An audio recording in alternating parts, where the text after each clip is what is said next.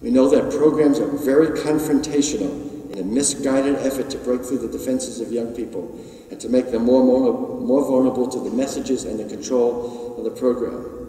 We know that youth are often pressured into making confessions about very private acts and often make up stories just to avoid the pressure. In fact, one of the lessons that youth seem to learn is that the way to avoid being hassled constantly is to admit to some heinous act or serious problem, even if the admission is a lie. We know that discipline is extremely strict, and youth are punished for such things as talking to somebody who staff believe they should not be talking to, or making eye contact with the wrong person. In discussing the discipline and abuse within the programs, Representative Miller indicated, "We have heard stories where program staff members force children to remain in seclusion for days at a time, to remain in so-called stress positions for hours at a time, or to undergo extreme physical exertion without sufficient food and water. Based on their study, the GAO concluded that allegations of abuse, some of which involved death, were widespread. During 2005 alone, according to federal data, 33 states which made reports reported 1,619 staff who were involved in incidents of abuse in residential programs. At our university, Dr. Alison Pinto did an online survey of youth and parents in an attempt to determine if, in fact, the complaints about residential treatment were restricted to a few isolated instances. She received over 700 responses, representing 85 different programs in 23 states. While some respondents reported having positive experience, complaints of mistreatment were widespread. So while there are no precise figures on the scope of the problem, there are data from the GAO, from the USF survey, from reports from parents, from staff, and from youth, that the problems are certainly common enough to merit action. In fact, I've been involved in working on some of these issues for long enough that I remember in the 1960s, when the first articles came out about child abuse in the home, and many of us professionals read about it and said, this can't be, this cannot be, this has to be just an extreme case, this has to be an anomaly. And it turned out it was not an anomaly, it was the tip of the iceberg.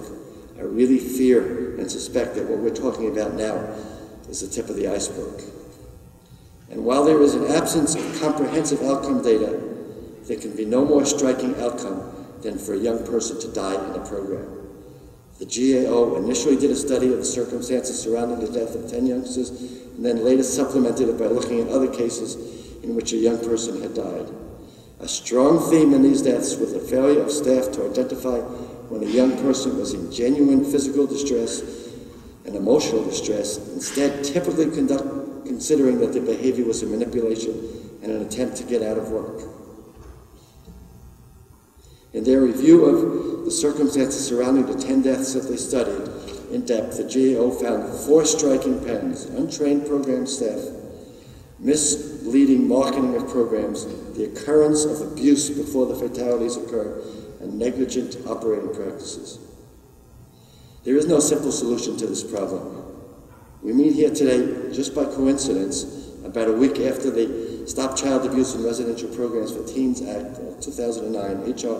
911, was passed by the U.S. House Education and Labor Committee, and we certainly thank Representative Miller for his heroic effort over many years on this issue.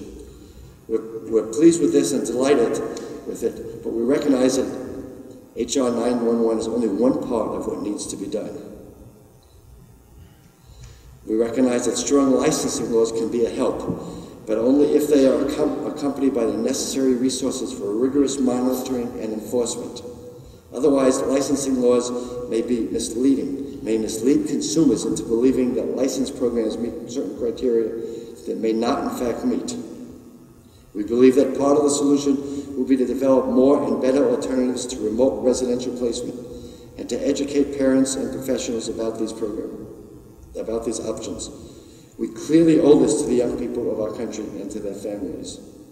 We believe another part of the solution is better data collection about the problem and better investigation. The Department of Justice and Civil Rights Division, for example, reports that it receives more credible allegations of violation of youth rights that it can investigate. We believe that another important part of the solution rests with each of us taking action within our own profession, within our organization, within our community or state, to ensure that proper laws and monitoring procedures are in place, to promote the need for effective home and community-based services, to ensure that all treatment programs respect the rights and dignity of all participants, and to educate parents and professionals about these programs and about the importance of exercising great caution before making a placement. In 2001, the Work Group on Child and Adolescent Mental Health of the National Institute of Mental Health declared that no other illnesses damage so many children so seriously as mental illness.